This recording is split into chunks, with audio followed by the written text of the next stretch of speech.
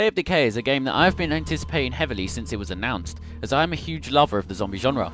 From first glance, this new zombie survival game looked like a more directed and polished version of the popular PC game DayZ, which to my luck I have still not yet played. So you can imagine my excitement when I found out that this game was coming to Xbox Live Arcade of all places for a mere 1600 Microsoft points.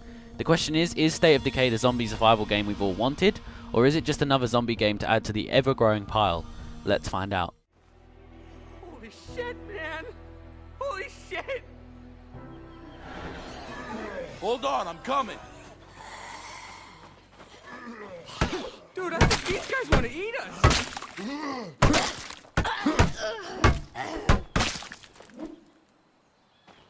You okay?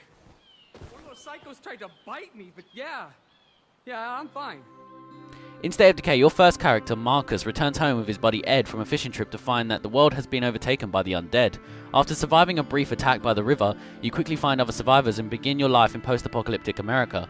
You quickly find that building new relationships and managing your outposts are the only way to survive in this cruel new world. The story in State of Decay begins very linear for the first hour, making sure that you learn the mission structure and follow the tutorials, but after that, the narrative structure becomes more open, and what you do to survive is completely up to you. What I mean by this is that in State of Decay, you do not have to follow the main missions to progress in the game.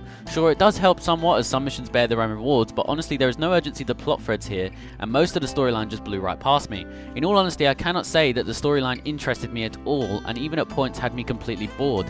Nearly every character presented here is a cliche. For instance, you have your bog standard group of misfit survivors, untrustworthy neighbours, and even the token elitist military force. Basically, what I'm trying to say here is that the plot is not what you should be playing State of Decay for. You should play State of Decay for its new take on apocalypse survival. Lily, did you invite these strangers? Good, you made it. That one doesn't look so good. Name's Ed. Pleased to meet you. Come with me, son. We'll see to those. God damn it! We got enough trouble without bringing in another freeloader to use up all our medicine. Real nice, Alan. I offered them shelter. I'm letting them in. Us freeloaders have to stick together. State of Decay is not an especially good looking game, but it does what it can with the limitations that are set before it. The tragic truth behind creating an Xbox Live Arcade title is that some things have to be forsaken for the game to be released, and in State of Decay you can tell that it's the presentation that has been sacrificed. State of Decay has a huge world to explore, and because of that, textures look muddy, character models are just about passable, and animations are average at best. That's not to say that it all looks bad. The lighting is by far the high point, and the zombie designs and vistas look great too. Even though State of Decay's presentation is passable and can sometimes even look great, the game has one huge flaw in terms of its playability, and that's the graphical glitches and janky frame rate problems that plague the experience. You'll find that there is an overabundance of screen tearing, texture popping, and frame rate slowdown at all times playing, clearly showing that State of Decay simply cannot handle its own weight. It's a shame too, because these annoyances really do dampen the experience for me quite a bit, and if these rough edges had been smoothened out before release, it would have made my playtime a lot more enjoyable.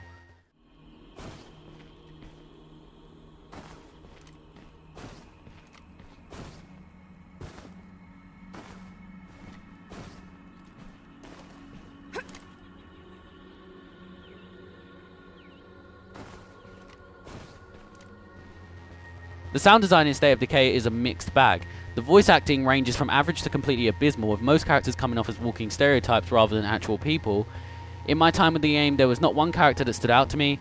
You can clearly tell that every voice actor in State of Decay is reading from a script at all times, which is even more noticeable when the voice actors try to bring emotions into their roles. On the other hand though, I thought that the soundtrack and sound effects were top notch. The soundtrack itself is well used, as you have a mixture of guitar strings and banjos that play out during the peaceful times, and a heightened tempo of drum beats that kick you into gear when the you-know-what hits the fan. I found the soundtrack to be extremely effective and well thought out in its execution. As for the sound effects, I found them to be variant, loud, and sometimes even quite disgusting. For instance, the mere prospect of shooting a gun in State of Decay is made even scarier with the use of the loud and clattering gunfire that precedes it. Hitting a zombie with a blunt or sharp weapon sounds just as it should, and can sometimes be quite sickening, and cars make the right amount of grunt depending on what type of vehicle you're driving. Overall, I feel that the sound design in State of Decay is above average for a survival game, and far above the likes of any other game like it on Xbox Live Arcade.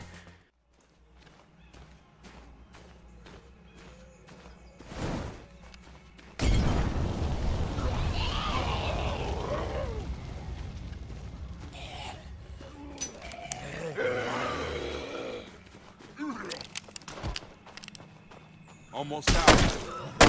I'm out of ammo. State of Decay is a zombie survival simulator like no other. The game uses game mechanics like melee combat, exploration, driving, and micromanagement to create a gameplay experience like no other. This is the first zombie game that actually feels like a raw, uncut survival simulation. State of Decay starts you off with a base of operations where you and a small amount of survivors try to survive, but how you live and what you prioritize is completely up to you. You find out that building relationships is key in State of Decay, and that the more survivors you become good friends with, the more you can actually play as. You see, if you become close friends with someone, then you have the optional ability to switch between these characters at any moment of your choosing. So creating strong friendships is key to survival, as if you don't have any close friends left when one of your survivors dies, then your game will end. Switching characters is also a complete must, as building stats, influence, and trust can only be done by playing with that specific character, and if you've only been building up one of your characters and they die, you'll be screwed and be sent back to square one. In State of Decay, influence is used as a type of currency, as you can use influence to acquire weaponry, medicine, and new outposts to increase your personal chance of survival. The game basically forces players to find and build up trust with their fellow survivors, as they will need to in order to progress successfully.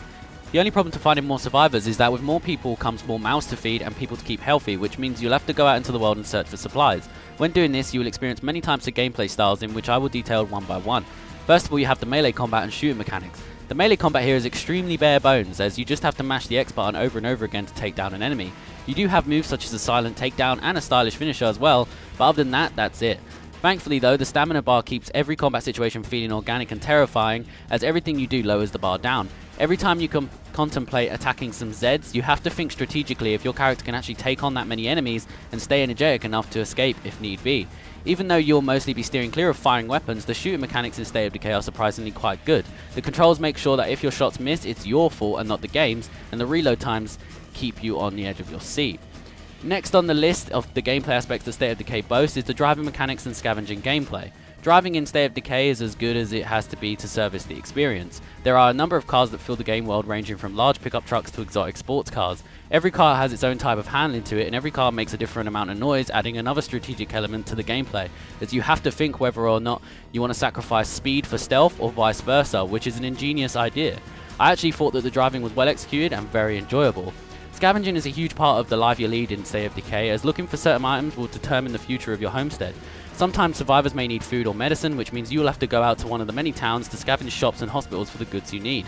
For me, scavenging was always a tense experience, as getting to the location was also dangerous, and searching the actual place and sneaking around it had me scared for my life. Searching cabinets and such is made intense as well, as you have the option to either slowly search for goods or hold down the sprint button to do it faster while making more noise.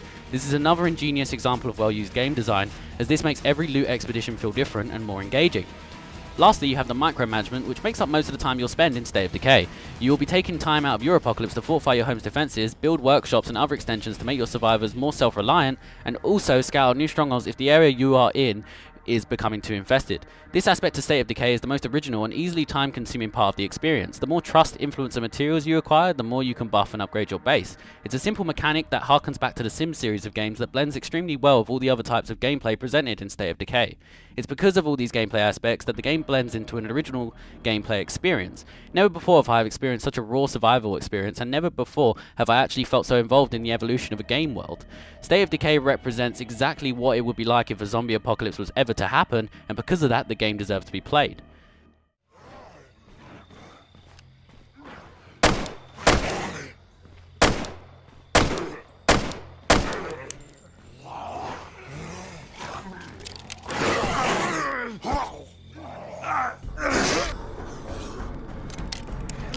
Damn, I'm tired.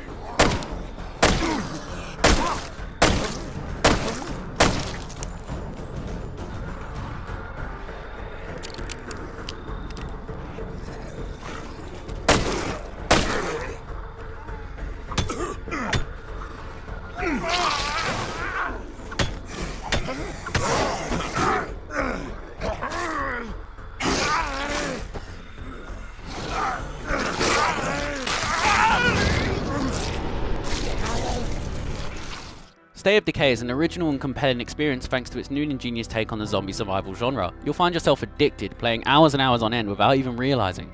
Thanks to all the unique gameplay choices and the amount of actual content in State of Decay, the apocalypse is actually worth a shot living in, even with the technical issues that plagued the experience, and for that I give State of Decay a 7.7 out of 10. It's a good game that, with a little bit more polish, better graphical presentation and a more interesting storyline, could have been one of the best survival games ever made. But as it stands now, State of Decay is a fresh and promising start for developer Undead Labs, and I completely recommend it to genre fans and those who are intrigued by its mere existence. With all the content the game boasts, along with the low price point of 1600 Microsoft points, and the promise of patches and new game modes on the way, you really can't go wrong with State of Decay.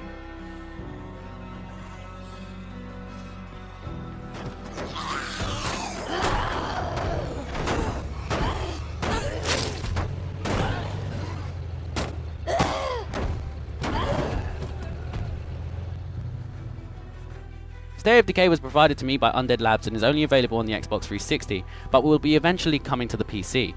I would like to thank them for sending me this title for review. Hey guys, if you liked the review, then subscribe to the channel and check out the TeamGamersNetwork.com, as we have a ton of gaming goodness waiting for you. Also, if you're interested, I have a Twitter and I post a lot of gaming updates, so be sure to follow me if you love gaming as much as I do. Bye guys.